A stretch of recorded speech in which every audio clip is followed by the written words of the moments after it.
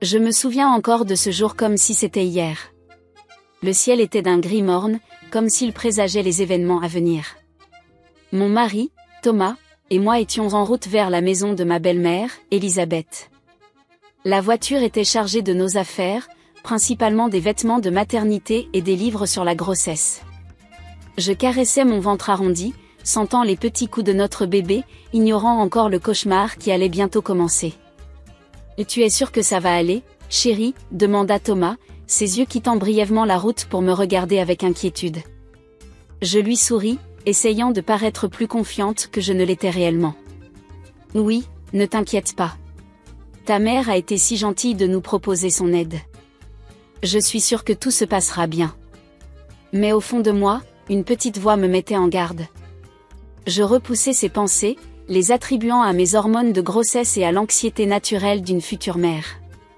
Lorsque nous sommes arrivés, Elisabeth nous attendait sur le perron, un sourire plaqué sur son visage.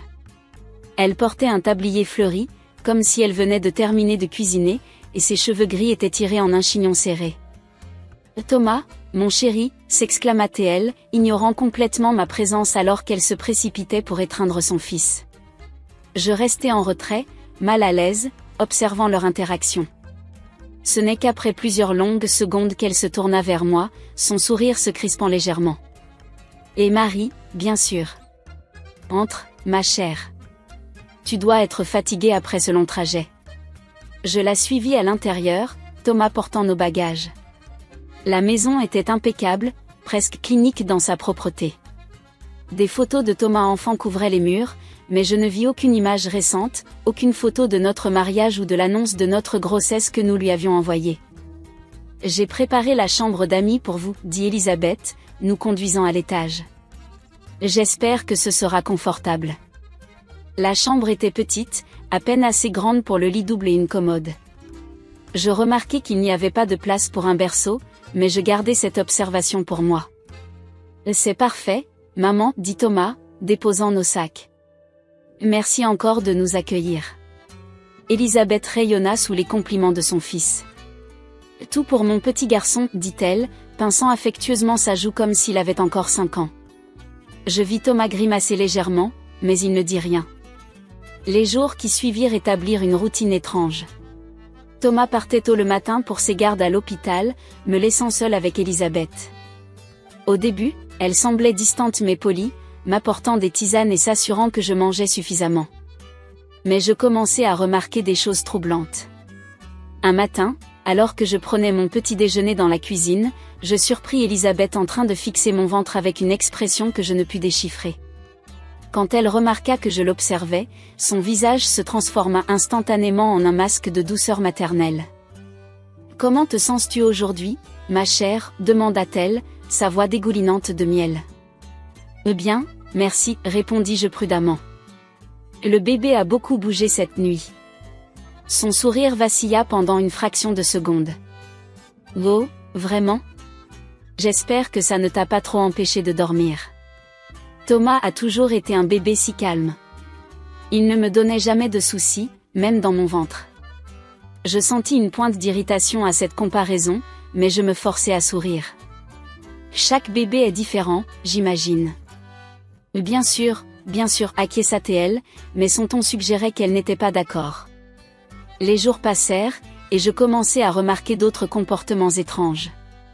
Elisabeth semblait toujours apparaître quand je parlais au téléphone avec mes amis ou ma famille, écoutant attentivement mes conversations.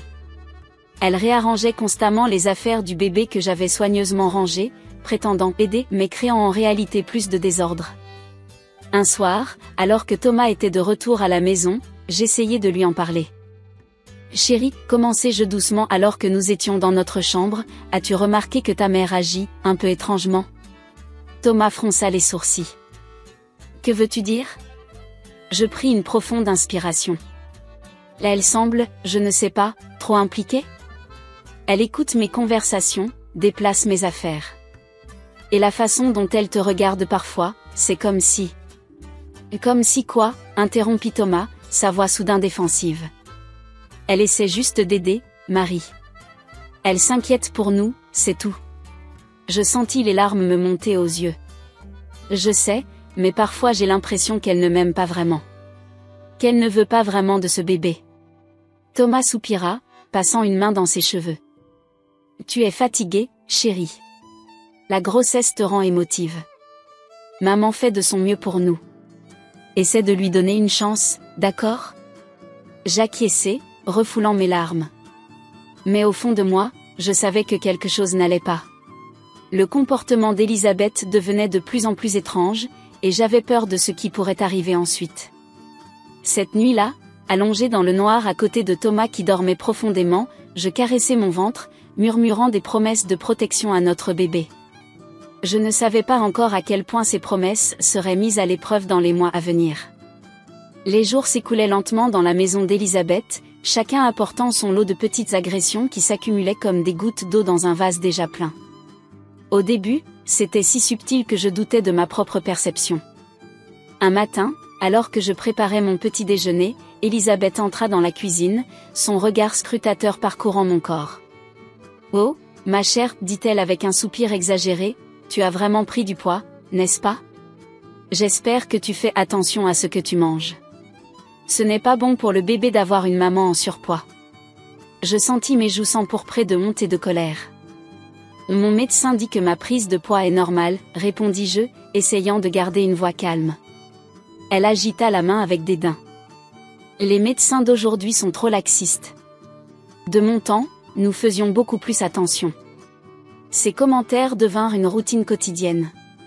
Chaque repas était accompagné de remarques sur mes choix alimentaires, chaque vêtement que je portais suscitait une observation sur ma silhouette changeante. Petit à petit, je commençais à douter de moi-même, à remettre en question chacune de mes décisions. Les accidents dans la cuisine commencèrent peu après. Un jour, alors que j'aidais Elisabeth à préparer le dîner, elle trébucha accidentellement, renversant une casserole d'eau bouillante sur mon bras. La douleur fut instantanée et intense. « Oh, ma pauvre !» s'exclama-t-elle, feignant la surprise. « Je suis tellement maladroite ces derniers temps. Viens, laisse-moi t'aider. » Elle m'emmena vers l'évier, tenant mon bras sous l'eau froide. Ses yeux, cependant, ne montraient aucune trace de remords ou d'inquiétude véritable.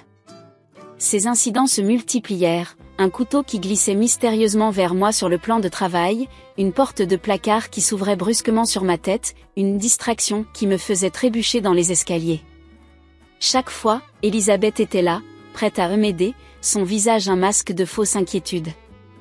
Mais ce qui me perturbait le plus, c'était la disparition inexpliquée des objets du bébé. Des vêtements que j'avais soigneusement pliés et rangés s'évanouissaient sans laisser de traces. Le petit ours en peluche que Thomas m'avait offert pour le bébé disparut de notre chambre. Même le livre de prénoms que je consultais régulièrement semblait jouer à cache-cache.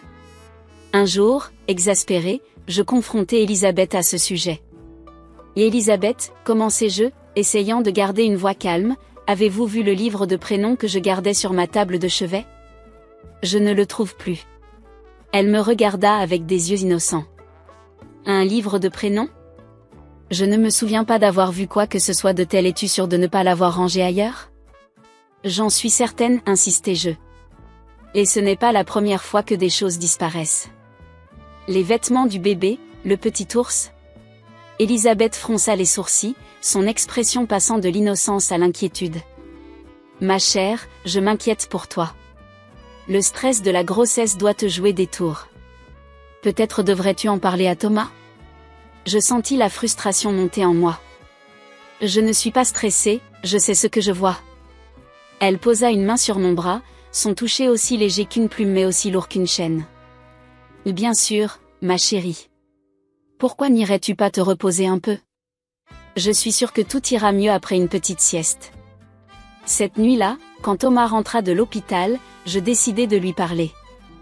Nous étions dans notre chambre, loin des oreilles indiscrètes d'Elisabeth.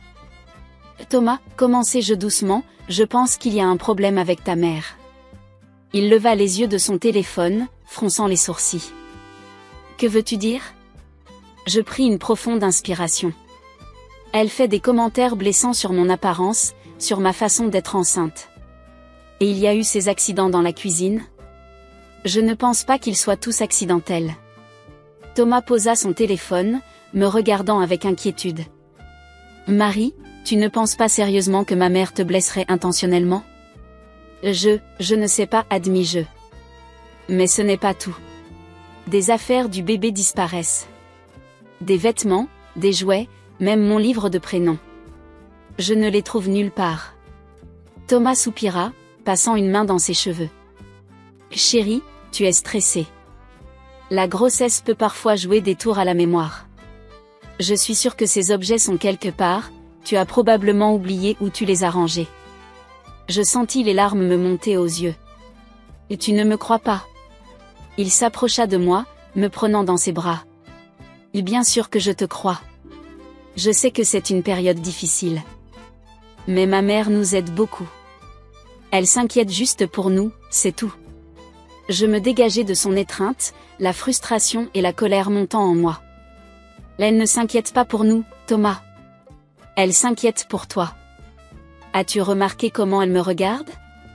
Comme si je n'étais qu'une intruse dans sa relation avec toi. Thomas recula, son visage se fermant. Marie, je pense que tu exagères. Maman a toujours été protectrice, c'est vrai, mais elle veut juste le meilleur pour nous. Le meilleur pour nous, répétai-je, incrédule. Elle me fait douter de moi-même à chaque instant. Elle critique tout ce que je fais. Ce n'est pas de la protection, c'est du harcèlement. Et tu es injuste, dit Thomas, sa voix devenant froide. Maman fait de son mieux pour nous aider.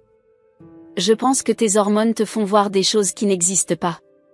Ces mots me frappèrent comme une gifle. Mes hormones? Tu penses que j'invente tout ça à cause de mes hormones? Thomas soupira, l'air soudain fatigué. Je ne dis pas que tu inventes, mais peut-être que tu interprètes mal les choses. Maman a toujours été comme ça, un peu envahissante parfois, mais elle a bon cœur. Je sentis les larmes couler sur mes joues. Tu ne vois donc rien? Tu ne vois pas comment elle essaie de nous séparer? Il secoua la tête, l'air déçu. Je pense que tu as besoin de te reposer, Marie.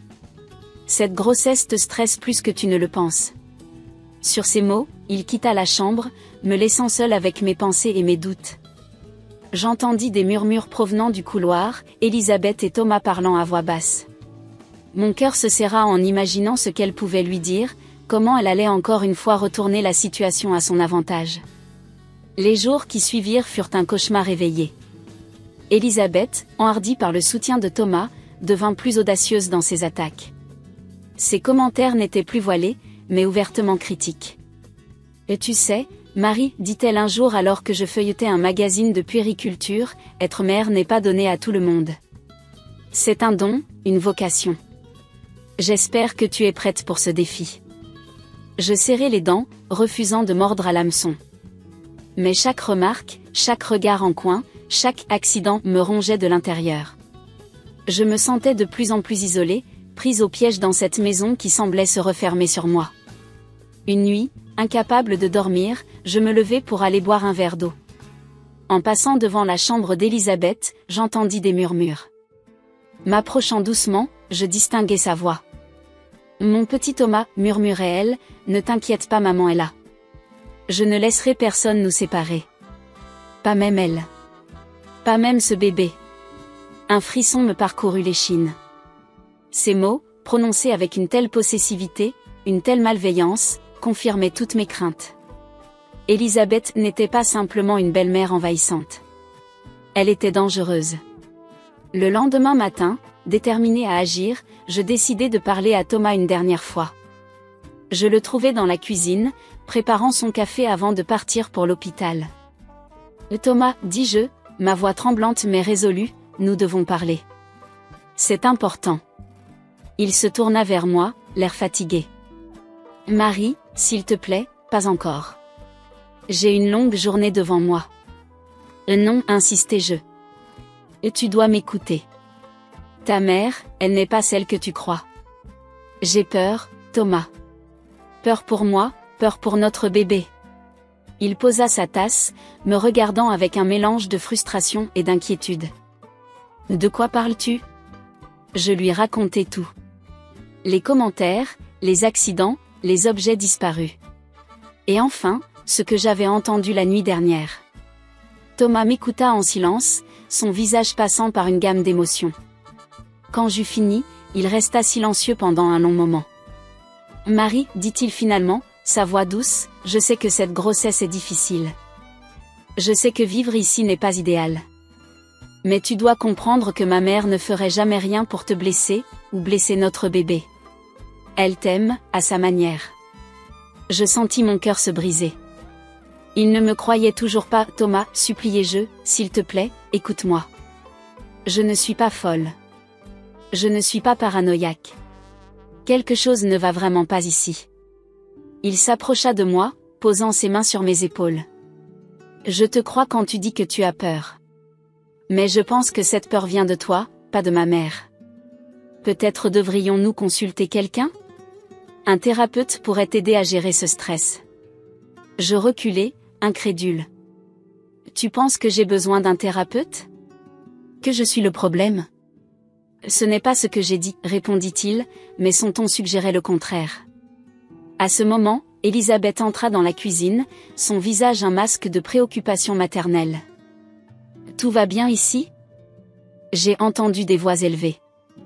Thomas se tourna vers elle, lui offrant un sourire rassurant. « Tout va bien, maman. Marie est juste un peu stressée ces derniers temps. » Elisabeth me regarda, ses yeux brillants d'une lueur que je ne pouvais que qualifier de triomphante. « Oh, ma pauvre chérie. La grossesse peut être si difficile. Pourquoi n'irais-tu pas te reposer un peu ?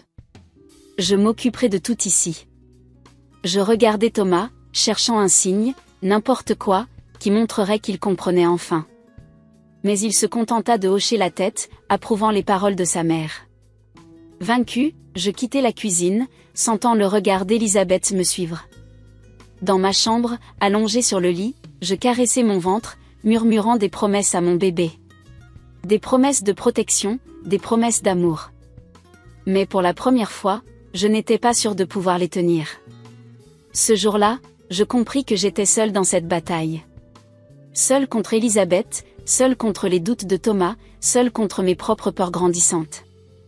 Mais une chose était certaine, je ne laisserai rien ni personne faire du mal à mon bébé.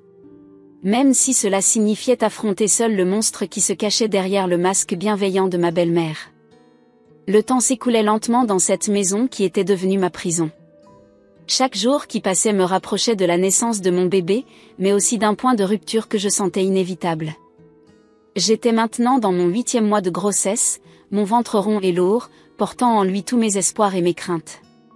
Cette nuit-là commença comme tant d'autres, dans une atmosphère lourde de tensions non dites. Thomas était de garde à l'hôpital, me laissant seule avec Elisabeth.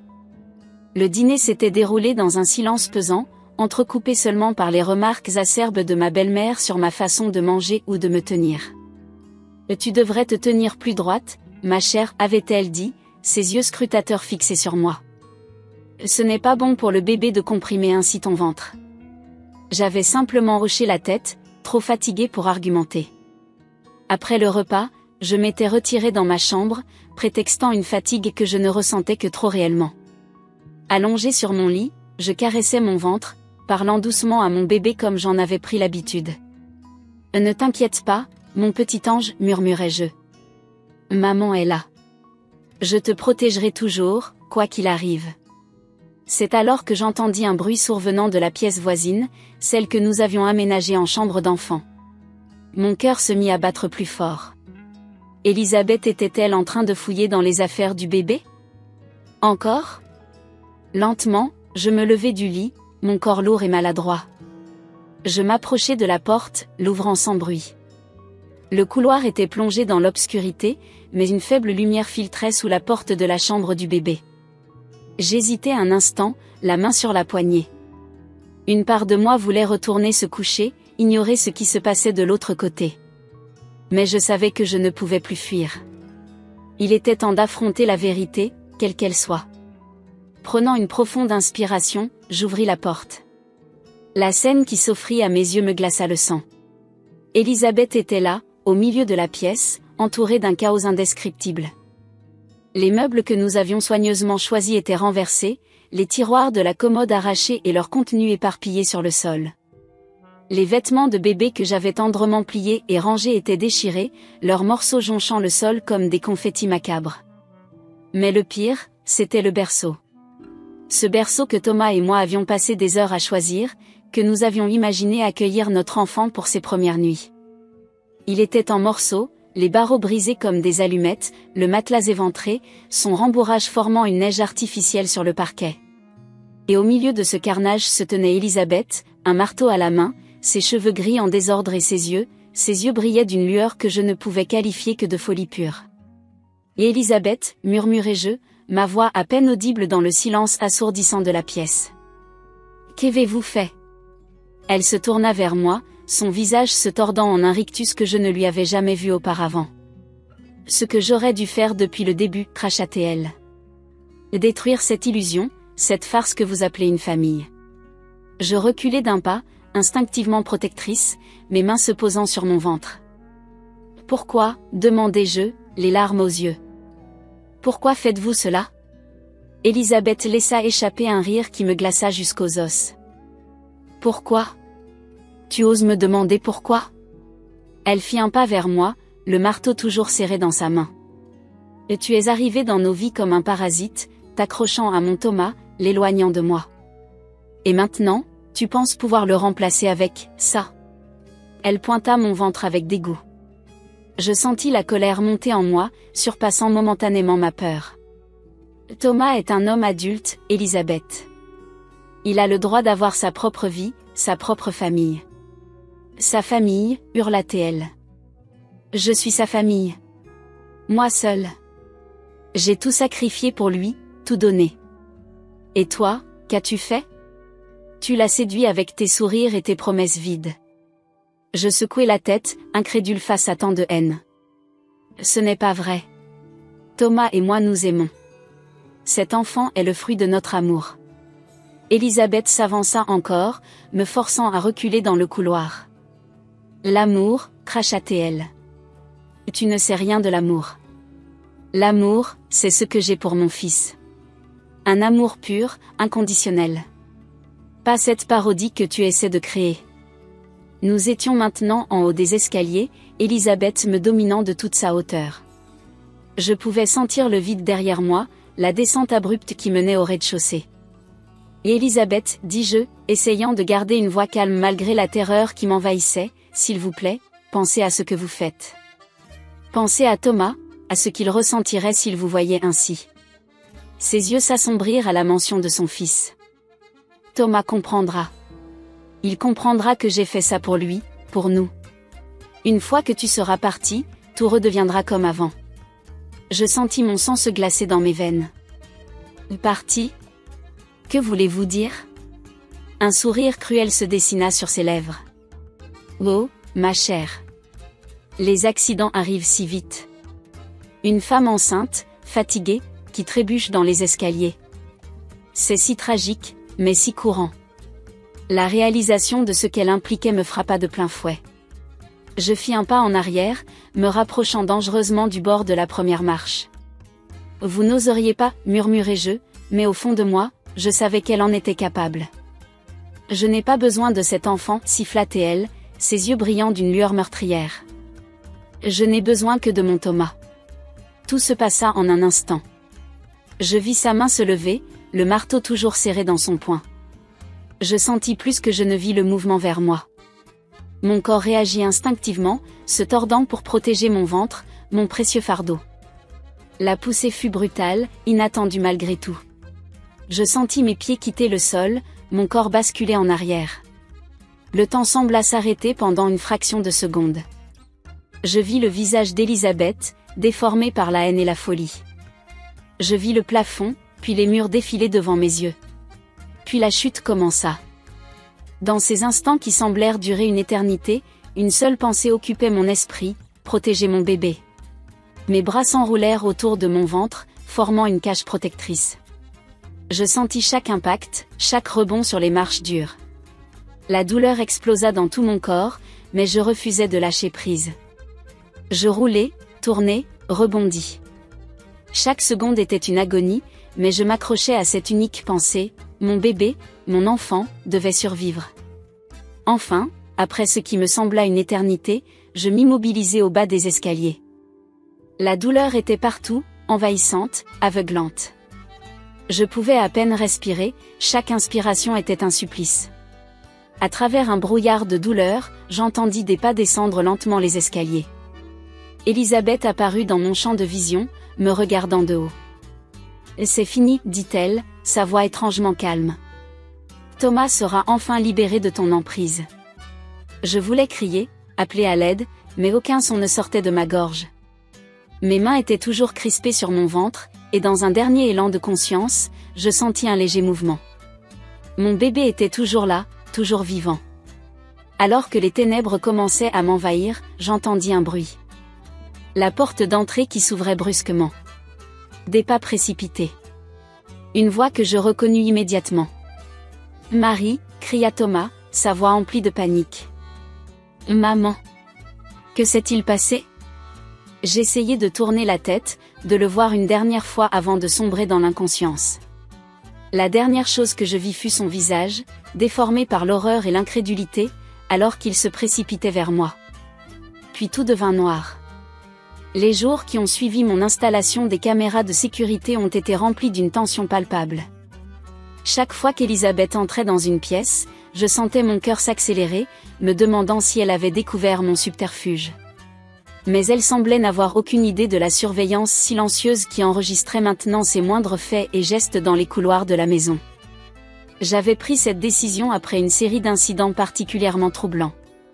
Un soir, alors que je montais les escaliers, j'avais trébuché sur un jouet qui n'était pas là quelques minutes auparavant. Un autre jour, j'avais failli glisser sur une flaque d'eau mystérieusement apparue devant la salle de bain. Ces accidents devenaient trop fréquents pour être de simples coïncidences.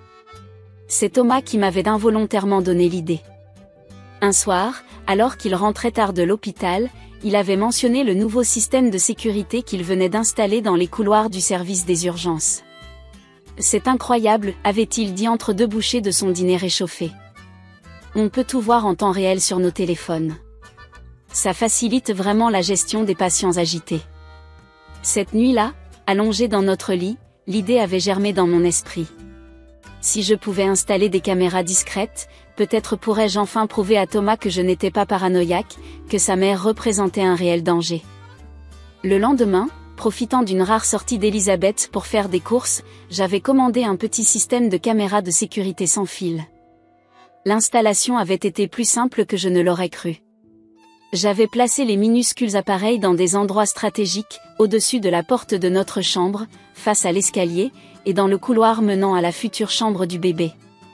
Pendant les jours qui suivirent, je vérifiais constamment l'application sur mon téléphone, espérant presque capturer Elisabeth en train de commettre un acte répréhensible. Mais elle semblait avoir ralenti ses accidents, comme si elle sentait que quelque chose avait changé. Ce soir-là, le soir de l'incident, j'avais envoyé plusieurs messages à Thomas. L'atmosphère dans la maison était particulièrement lourde.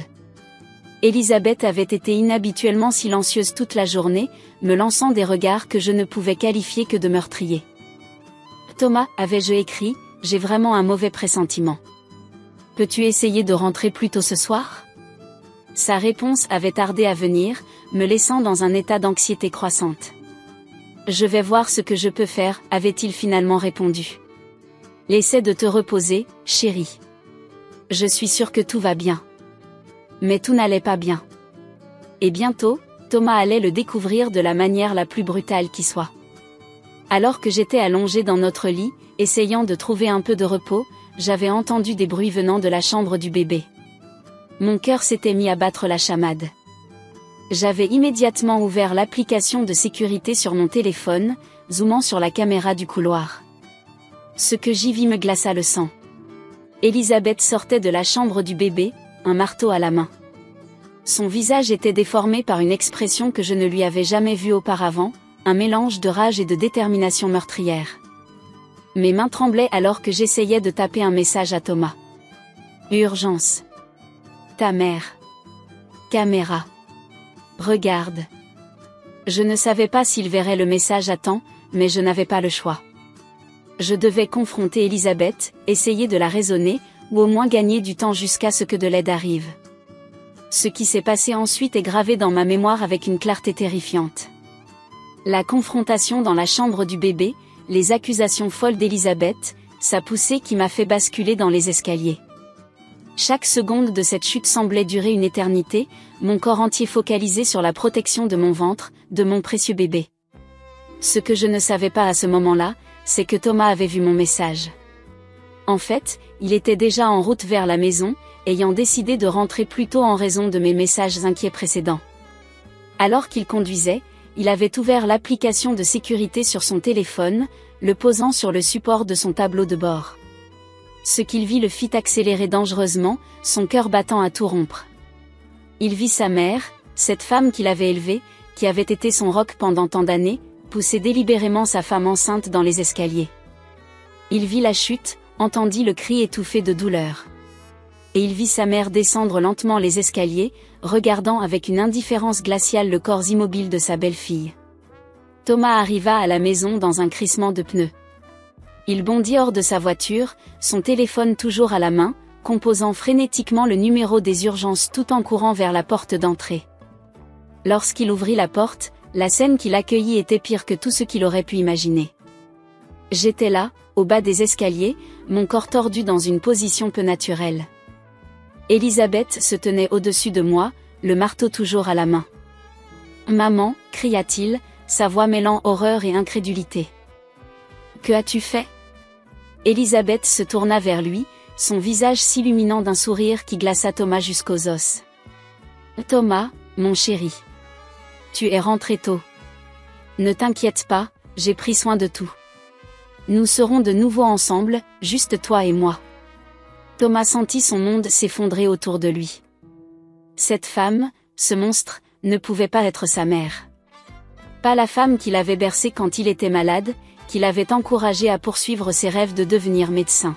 « Les secours arrivent, dit-il d'une voix qu'il ne reconnaissait pas lui-même. Éloigne-toi d'elle, maman. Maintenant. » Elisabeth sembla enfin réaliser la gravité de la situation. Son sourire s'effaça, remplacé par une expression de peur. « Thomas, tu ne comprends pas. Je l'ai fait pour nous. Elle allait nous séparer. Je ne pouvais pas la laisser faire. » Thomas secoua la tête, les larmes aux yeux. « Non, maman. C'est toi qui ne comprends pas. Marie est ma femme. Cet enfant est mon enfant. Ils sont ma famille. » Il s'approcha de moi, s'agenouillant à mes côtés. Ses mains tremblaient alors qu'il vérifiait mon pouls. Il laissa échapper un soupir de soulagement en sentant un battement faible mais régulier. « Elle est vivante, murmura-t-il, plus pour lui-même que pour sa mère. » Puis, se tournant vers Elisabeth, « Comment as-tu pu faire ça ? Comment as-tu pu essayer de tuer ta propre belle-fille et ton petit enfant ?» Elisabeth laissa tomber le marteau, ses yeux s'écarquillant comme si elle réalisait soudain l'horreur de ses actes. « Je ne voulais pas. Thomas, tu dois me croire. Je voulais juste nous protéger. » Mais Thomas ne l'écoutait plus. Toute son attention était focalisée sur moi, sur mon ventre rond qui, miraculeusement, semblait intact. Il posa doucement sa main dessus, espérant sentir un mouvement, n'importe quoi qui indiquerait que le bébé avait survécu à cette terrible chute. C'est à ce moment-là que les sirènes retentirent au loin, se rapprochant rapidement. Thomas sentit un soulagement immense l'envahir. De l'aide arrivait enfin. Les minutes qui suivirent passèrent dans un flou de lumière clignotante et de voix pressées. Les ambulanciers arrivèrent, prenant rapidement le contrôle de la situation. Ils m'examinèrent avec précaution, parlant rapidement entre eux de termes médicaux que même Thomas, dans son état de choc, avait du mal à suivre. La police arriva presque simultanément. Ils prirent la déposition de Thomas, écoutant avec une incrédulité croissante le récit des événements. Quand il mentionna les caméras de sécurité, leurs yeux s'illuminèrent. C'était la preuve dont ils avaient besoin. Elisabeth fut menottée et emmenée, son visage vide de toute émotion. Alors qu'elle passait devant Thomas, elle murmura « Je suis désolée, mon fils. Je t'aime. » Thomas ne répondit pas. Il ne pouvait pas. Tout son être était concentré sur la civière où les ambulanciers me plaçaient avec précaution. « Monsieur, dit l'un des ambulanciers, votre femme est stable pour le moment, mais nous devons l'emmener à l'hôpital immédiatement. » Le bébé semble aller bien, mais nous devons faire des examens plus approfondis. Thomas hocha la tête, incapable de parler. Il monta dans l'ambulance avec moi, tenant ma main inerte tout au long du trajet vers l'hôpital. Alors que les sirènes hurlaient dans la nuit, Thomas regarda par la fenêtre de l'ambulance. La maison de son enfance, le lieu qu'il avait toujours associé à la sécurité et à l'amour, disparaissait lentement de sa vue. Il savait que rien ne serait plus jamais pareil. Mais alors qu'il serrait ma main, sentant le léger mouvement de notre bébé sous sa paume, il sentit une lueur d'espoir. Nous avions survécu. Et ensemble, nous surmonterions cela aussi. 3 ans se sont écoulés depuis cette nuit terrifiante où ma vie a basculé. 3 années riches en émotions, en défis, mais aussi en joies inimaginables. Alors que je regarde ma fille, Amélie, jouer dans le jardin, son rire cristallin résonnant dans l'air, il m'est parfois difficile de croire que nous avons survécu à une telle épreuve. Les premiers mois après l'incident ont été les plus difficiles. Je me souviens encore de mon réveil à l'hôpital, désorienté et terrifié. La première chose que j'ai demandé était l'état de mon bébé. Quand les médecins m'ont assuré qu'elle allait bien, que mon corps avait miraculeusement réussi à la protéger pendant la chute, j'ai pleuré de soulagement. Physiquement, j'avais subi plusieurs fractures, 3 côtes cassées, un poignet brisé et une fracture du bassin. Les médecins étaient stupéfaits que mes blessures ne soient pas plus graves, compte tenu de la violence de la chute. Ils ont attribué cela à mon instinct maternel, à la façon dont j'avais enroulé mon corps autour de mon ventre pour protéger mon bébé. La récupération a été longue et douloureuse. Chaque mouvement était un supplice, chaque respiration un défi. Mais à chaque instant, la pensée de ma fille à naître me donnait la force de continuer. Thomas était constamment à mes côtés, jonglant entre ses responsabilités à l'hôpital et ses visites quotidiennes. Je voyais la culpabilité dans ses yeux, la douleur de ce que sa mère avait fait. Nous avons beaucoup parlé pendant ces longues journées à l'hôpital. De notre avenir, de nos peurs, de nos espoirs. Thomas a dû affronter la dure réalité de qui était vraiment sa mère, démêler des années de manipulation et de contrôle. Ce n'était pas facile pour lui, et il y a eu des moments où j'ai craint que notre relation ne survive pas à cette épreuve. Mais l'amour que nous portions à notre enfant à naître nous a maintenus unis. Nous avons décidé de suivre une thérapie de couple, en plus de nos séances individuelles. C'était parfois douloureux, souvent épuisant émotionnellement, mais c'était nécessaire. Nous avons appris à communiquer de manière plus ouverte, à exprimer nos peurs et nos besoins sans crainte de jugement. Le procès d'Elisabeth a eu lieu quelques mois après la naissance d'Amélie. C'était une période extrêmement stressante. Revivre ces moments terrifiants devant un tribunal plein de gens était une épreuve en soi. Mais le plus dur était de voir Elisabeth, assise là, semblant si petite et fragile dans son uniforme de prisonnière. Il était difficile de concilier cette image avec la femme qui avait tenté de nous tuer, mon bébé et moi. L'épreuve était accablante. Les enregistrements des caméras de sécurité ne laissaient aucun doute sur ses intentions. Le témoignage de Thomas, bien que douloureux, était damnable. Elisabeth a été reconnue coupable de tentative de double homicide et condamnée à une longue peine de prison. Le verdict a apporté un sentiment de soulagement, mais aussi une étrange tristesse. C'était la fin d'un chapitre sombre de nos vies, mais aussi la fin définitive de la famille telle que Thomas l'avait connue. Je me souviens de l'avoir tenu dans mes bras alors qu'il pleurait après l'annonce du verdict, son corps secoué de sanglots pour la mère qu'il avait perdue bien avant ce jour fatidique. La naissance d'Amélie a été un moment de pur bonheur au milieu de tout ce chaos. Quand j'ai entendu son premier cri, quand je l'ai tenue dans mes bras pour la première fois, j'ai su que tout ce que nous avions traversé en valait la peine. Elle était parfaite, notre petit miracle. Thomas pleurait en la tenant, promettant encore et encore de toujours nous protéger. Les premiers mois avec Amélie ont été un mélange de joie intense et de peur paralysante. Chaque bruit dans la nuit me faisait sursauter, chaque ombre me semblait menaçante. Thomas et moi avons dû travailler dur pour surmonter nos traumatismes, pour ne pas laisser notre peur affecter notre fille. C'est durant cette période que l'idée du groupe de soutien est née. Un jour, alors que j'étais à une séance de thérapie, j'ai rencontré une autre femme enceinte qui avait subi des violences familiales. En parlant avec elle, j'ai réalisé à quel point notre expérience, aussi horrible soit-elle, pouvait aider d'autres personnes dans des situations similaires. Avec l'aide de Thomas et de notre thérapeute, nous avons commencé à organiser des réunions. Au début, c'était juste un petit groupe, quelques femmes qui se réunissaient dans notre salon. Mais rapidement, le bouche à oreille a fait son effet.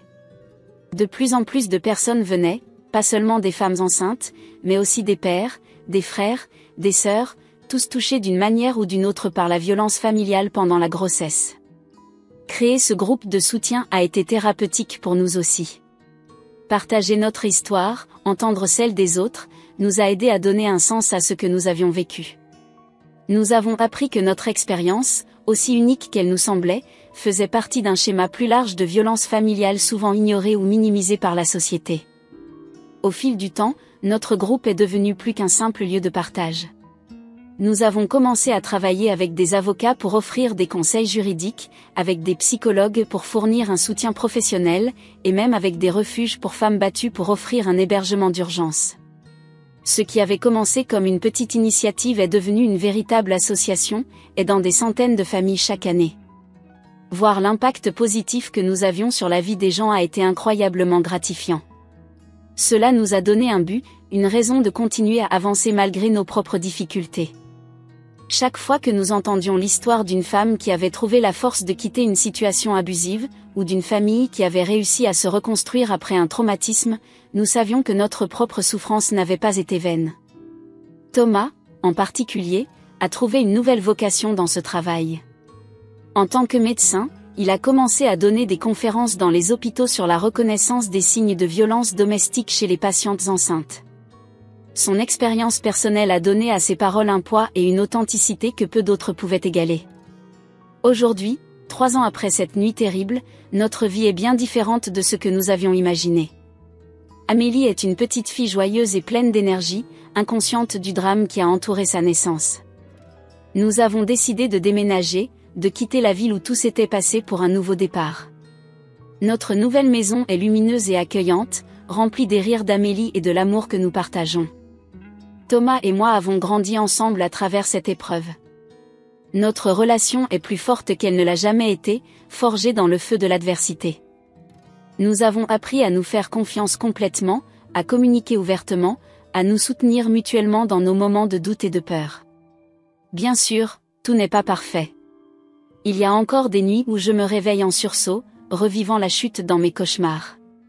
Thomas a parfois des moments de culpabilité écrasante, se demandant s'il aurait pu voir les signes plus tôt, s'il aurait pu empêcher tout cela. Mais nous avons appris à faire face à ces moments ensemble, à les traverser main dans la main. Elisabeth reste une ombre dans nos vies, une présence fantomatique que nous ne pouvons jamais complètement ignorer. Thomas lui rend visite en prison de temps en temps, un processus douloureux mais nécessaire pour sa propre guérison. Ces visites sont toujours suivies de longues conversations entre nous, où nous réaffirmons notre amour et notre engagement l'un envers l'autre. Quand je regarde Amélie jouer dans le jardin, ses boucles blondes brillant au soleil, je suis remplie d'une gratitude incommensurable.